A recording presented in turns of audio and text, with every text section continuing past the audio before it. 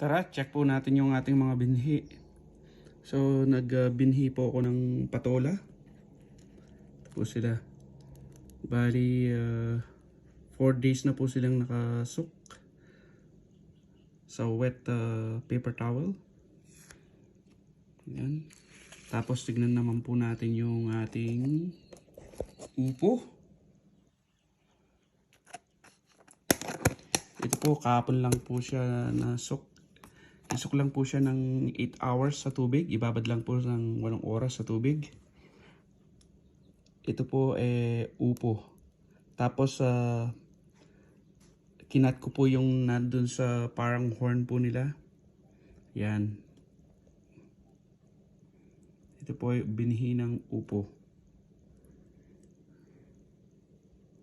So in a matter of 2 to 3 days, lulusot na po sila. Tapos ito naman po yung ating okra.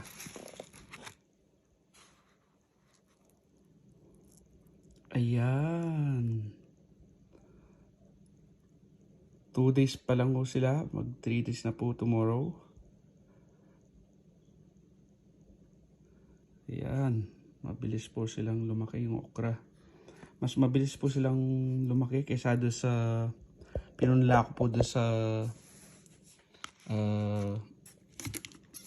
sprinkle lang po ng konting tubig. Tapos ibalik din po natin ulit.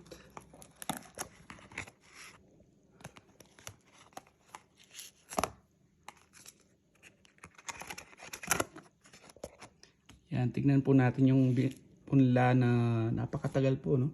Nasa 20 days na po sila ngayon. Pero mas mabilis po lumaki yung sinok po sila sa sa tubig.